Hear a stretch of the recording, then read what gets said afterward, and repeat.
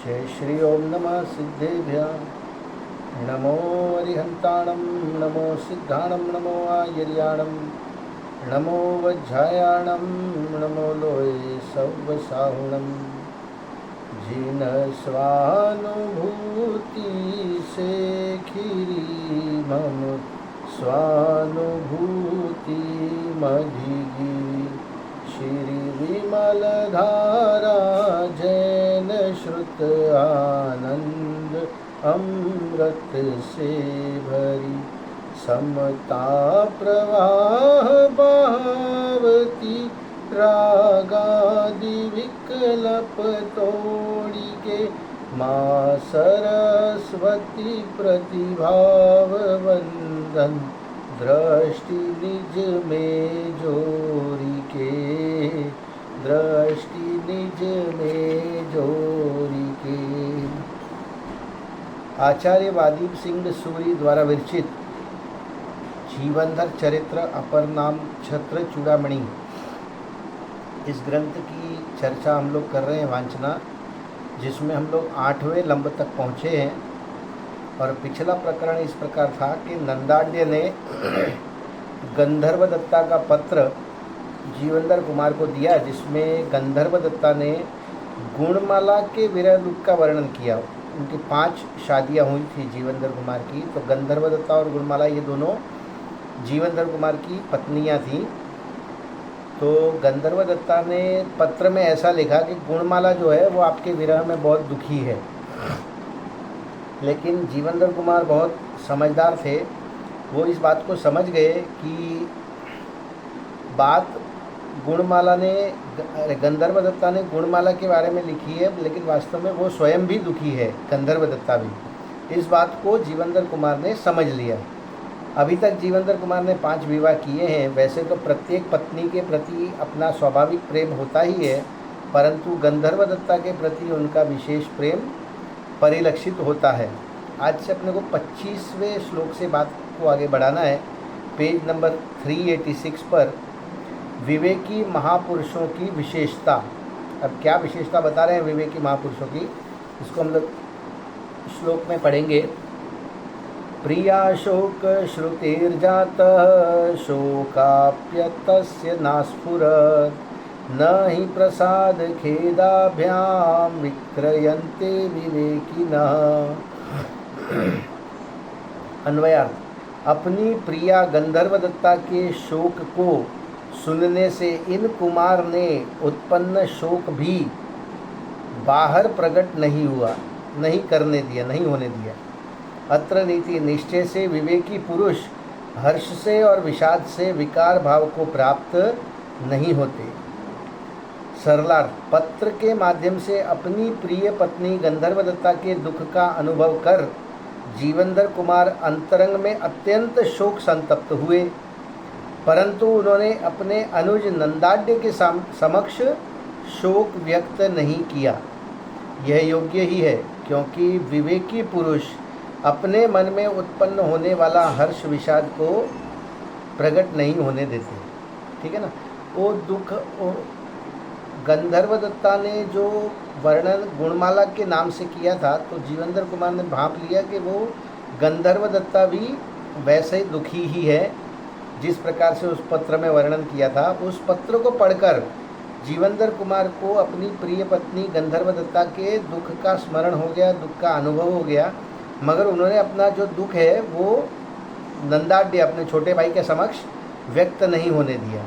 और यही विवेकी पुरुषों की पहचान है कि वे अपने मन में उत्पन्न होने वाले हर्ष या विषाद को प्रकट नहीं होने देते। विशेषार्थ, अधजल गगरी छलकत जाए, इस न्याय से सामान्य जन छोटे छोटे हर्ष और विषाद के कारणों से तत्काल प्रभावित होते हैं और अपनी प्रतिक्रिया व्यक्त करने लगते हैं, किंतु महापुरुष ऐसा नहीं करते। जीवनधर कुमार ने धैर्य धारण कर अपनी महानता का परिचय दिया है। कि क्या बता रहे, सामान्य जन की मनस्थिति कैसी होती है कि थोड़ा सा भी हर्ष का विषय हो या थोड़ा सा भी शोक का विषय हो तो वो अपनी प्रतिक्रिया एकदम तत्काल देते हैं और बहुत लाउड तरीके से देते हैं। इसीलिए ये जो अधजल गगरी छलकत जाए, गगरी जो है प्याला जो है, लोटा जो है, वो अगर आधे जल से भरा है तो वो छलकते जाएगा।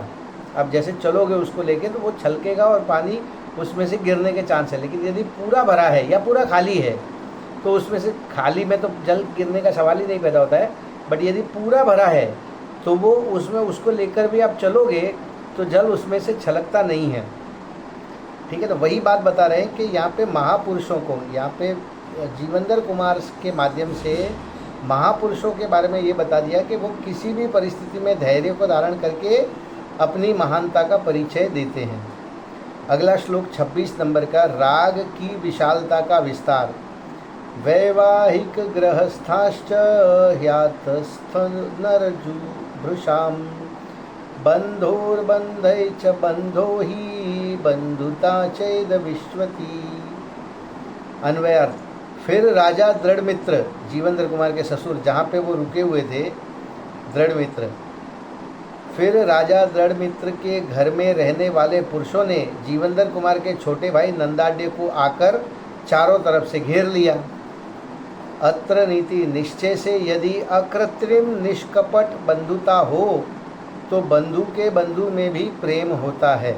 क्या बताना चाह रहे कि वो दोनों चर्चा कर रहे थे, दोनों आपस में बातचीत कर रहे थे, तो राजा नंदाढ्य के घर में रहने वाले जितने पुरुष थे, उनके बेटे भाई जो भी होंगे पुरुष, उन सब ने आकर नंदाढ्य को चारों तरफ से घेर लिया। और अकृत्रिम निष्कपट बंधुता हो, अब इन सब पुरुषों की बंधुता जीवंदर कुमार के साथ थी और जीवंदर कुमार भी बहुत स्नेह भाव से नंदाढ्य से बात कर रहे थे। तो अकृत्रिम निष्कपट बंधुता हो तो बंधु के बंधु में भी प्रेम हो जाता है। नंदाढ्य को कोई वहाँ पे जानता नहीं था, उन्होंने किसी ने देखा भी नहीं था, लेकिन जीवंदर कुमार उनके जमाई थे और उनके घर में कई सालों से रह रहे थे, तो उनको वो जिनसे प्रेम भाव से बात कर रहे हैं, ठीक है ना, वो उनके बंधु हुए। और इन राजकुमारों के, दृढ़मित्र के घर के राजकुमारों के बंधु हैं जीवंदर कुमार और जीवंदर कुमार के बंधु हैं नंदाढ्य, तो बंधु के बंधु भी, इन राजकुमारों के बंधु भी नंदाढ्य हो गए। सरलार्थ, जीवंदर कुमार के ससुराल पक्ष के लोग भी नंदाढ्य के साथ अतिशय प्रीति का व्यवहार करने लगे, क्योंकि निष्कपट बंधुत्व का भाव हो तो संबंधियों के संबंधियों से भी प्रेम भाव उत्पन्न हो जाता है। विशेषार्थ, मित्र के मित्र भी अपने मित्र बनते हैं, मित्र के शत्रु भी अपने शत्रु हो जाते हैं। इतना ही नहीं, अपने शत्रु के शत्रु भी अपने मित्र हो जाते हैं। अपने निकट के प्रिय संबंधी से संबंधियों से भी उसी प्रकार का लौकिक व्यवहार होता ही है। यह सब विषय कषाई जीवों के परिचय में है। राग द्वेष के व्यवहार की कोई सीमा नहीं है। वैसे ही आत्मा का ज्ञानानंद स्वभाव भी अनादि अनंत है, अर्थात असीम है। देखिए, मुझे ये याद आता है कि जैसे पताशे में गोली डाल के देते ना छोटे बच्चे को, उसी तरह से ये मूल बात जो है कि आत्मा का ज्ञानानंद स्वभाव भी अनादि अनंत है, ये उस दवाई की तरह है जैन शासन की, जो ऐसे डायरेक्ट खाने में तो कड़वी लगेगी, लेकिन किस्से कहानी के माध्यम से या और किसी तर्क से उसको समझाएं। किस्सों के पताशे में डालकर दी हुई ये गोली हर कोई सहजता से खा सकता है। अभी क्या बताना चाह रहे हैं कि अपने निकट के प्रिय संबंधी हैं और उनके जो संबंधी हैं उनसे भी उसी प्रकार का लौकिक व्यवहार होता है, और ये रागी द्वेषी जीवों को सहज ख्याल में आता है। राग द्वेष के व्यवहार की कोई सीमा नहीं है। मतलब जीवंदर कुमार के भाई हैं नंदाढ्य, अब नंदाढ्य के भी दोस्त यदि कोई हो तो वो भी अगर साथ में आए हो तो उनसे भी उसी प्रकार का व्यवहार होगा। मगर इसमें समझने लायक बात यह है कि आत्मा में ज्ञानानंद स्वभाव भी अनादि अनंत है, अर्थात असीम है।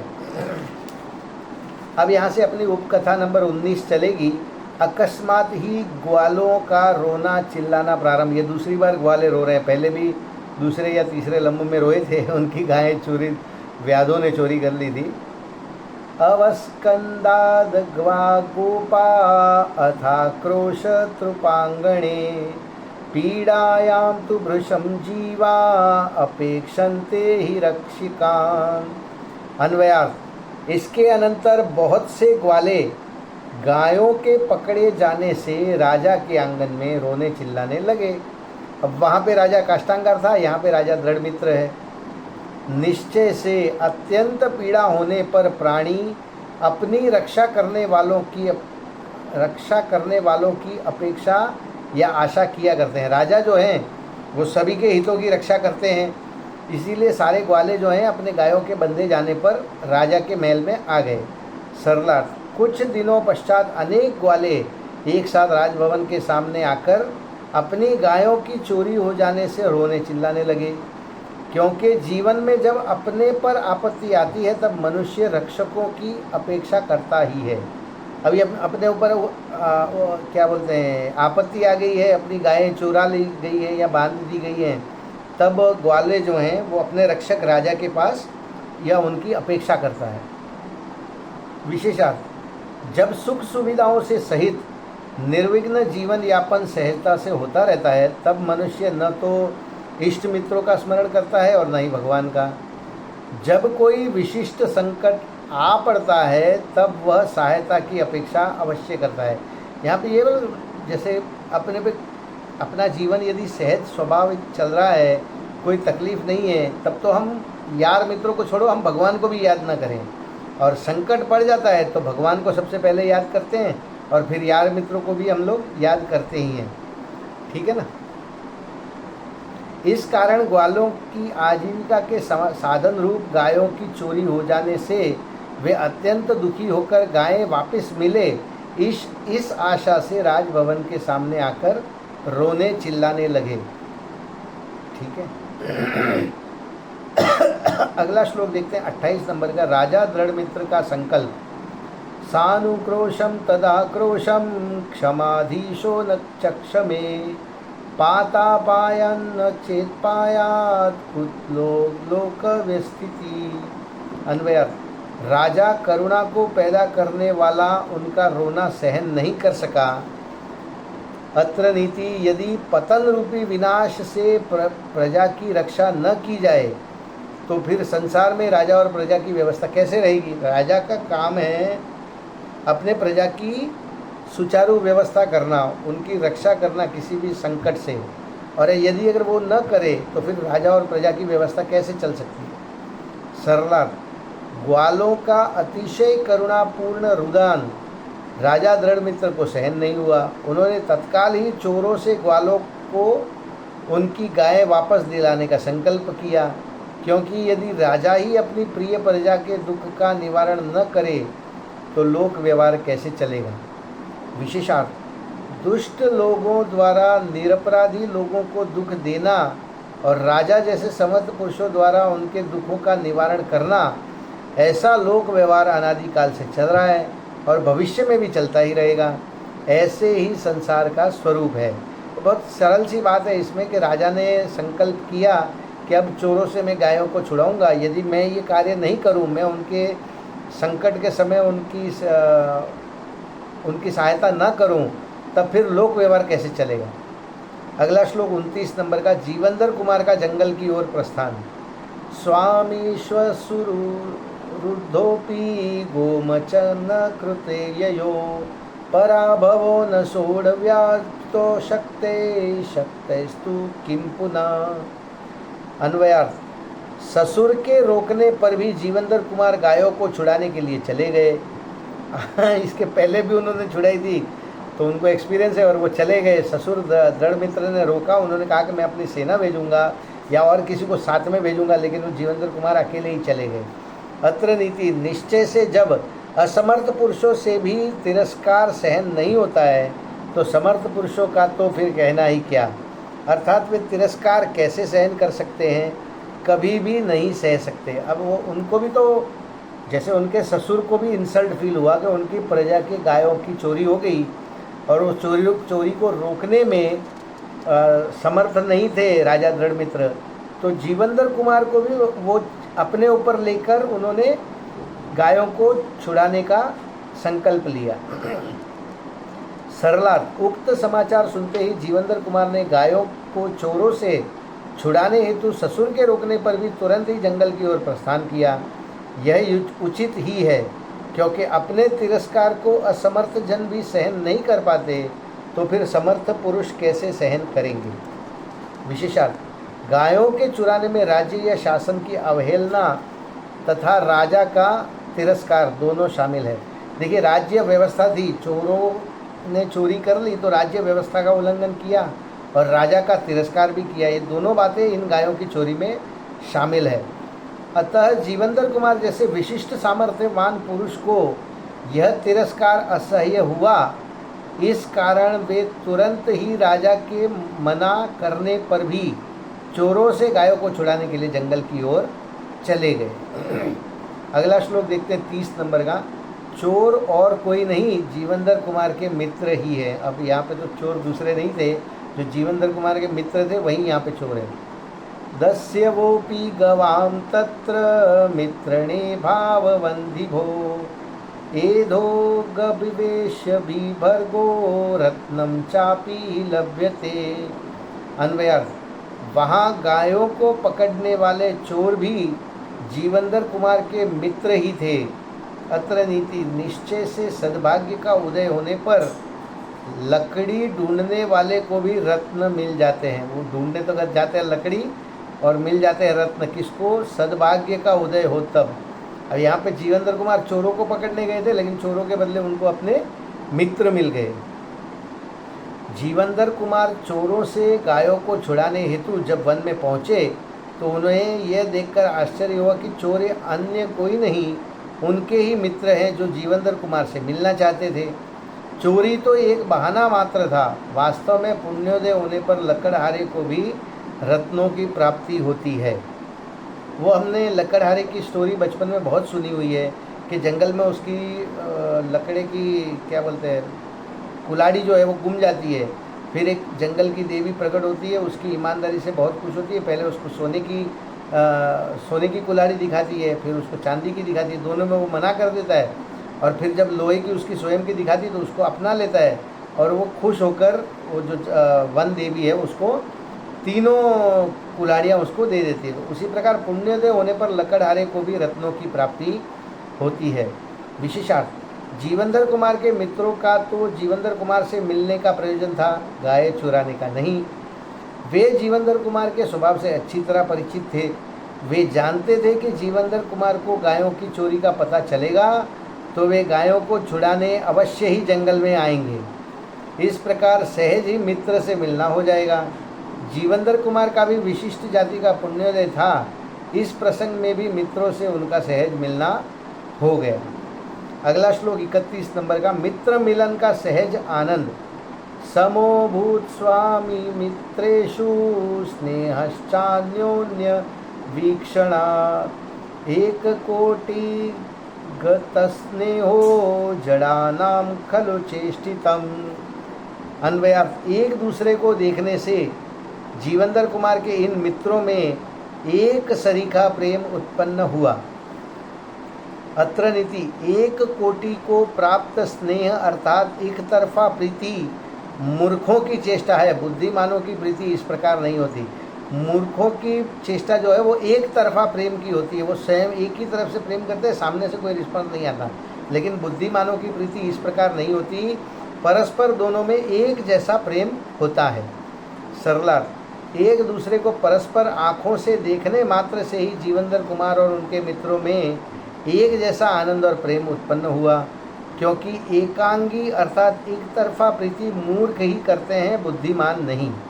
विशेषार्थ, मित्रता समान विचार वालों के साथ ही होती है। सामने वाला व्यक्ति निस्वार्थ भाव से मेरे ऊपर प्रीति परिणाम रखता है या नहीं, संकट के समय काम आएगा या नहीं, इस प्रकार भली प्रकार से सोच विचार कर ही मित्रता करना बुद्धिमानों का काम होता है। मूर्ख व्यक्ति अपनी स्वार्थ की सिद्धि के लिए किसी से भी मित्रता प्रकट करने लगता है। यहाँ पे नीति के श्लोक से ये बता दिया कि आपके मित्र जो होंगे समान विचार वाले होने चाहिए और आपके संकट के समय में आपके साथ खड़े होने चाहिए। तो ये इस प्रकार से अपने को सोच विचार कर ही मित्रता करनी चाहिए, और ये ऐसी मित्रता बुद्धिमान लोग ही करते हैं। और मूर्ख व्यक्ति जो है वो यदा कदा जिससे भी यत्र तत्र किसी से भी मित्रता कर लेता है। 32 नंबर का श्लोक देखते हैं। राजा दृढ़ मित्र को आश्चर्य। जामातरी चमत्कारो राज्ञो भून मित्र वीक्षणात् कृतिनोपि न गण्या ही वीतस्फीता परिच्छदा। अन्वयार्थ, जीवंदर कुमार के मित्रों को देखने से राजा दृढ़मित्र को अपने दामाद जीवंदर कुमार के विषय में अत्यंत आश्चर्य हुआ। अत्र नीति, निश्चय से पुण्यात्मा पुरुष समृद्ध सेनाधिक सामग्री से रहित भी नहीं समझना चाहिए, अर्थात उनको बहुत सामग्री युक्त समझना चाहिए। क्या बता रहे हैं यहाँ पे? पहले तो राजा दृढ़मित्र को बहुत आश्चर्य हुआ कि उनके दामाद जीवंदर कुमार के विषय में कि उनके मित्रों ने ही गायों को चुराया है। फिर नीति के श्लोक में ये बता दिया कि पुण्यात्मा पुरुष जो है उसको आप सेना रहित नहीं समझना चाहिए, वो हर समय किसी न किसी सेना से सहित ही उसको समझना चाहिए। सर्वार्थ, जीवंदर कुमार की मित्र मंडली को देखकर राजा दृढ़मित्र को अतिशय आश्चर्य हुआ। वास्तव में देखा जाए तो पुण्यवान महापुरुषों को समृद्धि, परिवार और मित्रों से रहित नहीं समझना चाहिए।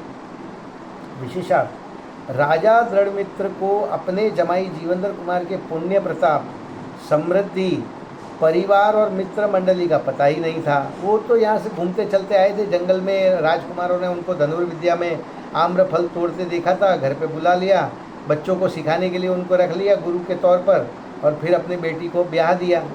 तो वो तो अपने उनके क्या बोलते हैं पुण्य प्रताप को, समृद्धि को, परिवार को और मित्र मंडली को राजा दृढ़मित्र तो जानते नहीं थे। अतः उनको जीवंदर कुमार की मित्र मंडली को देखकर ही अतिशय आश्चर्य हुआ। अगला श्लोक 33 नंबर का, भाई और मित्रों के मिलन से जीवंदर कुमार का आनंदित होना। समित्रवर जो नारषेदि मात्र मसो कृति एके छानाम तुच्छानाम न हान्त्य सर मात्य सुखम।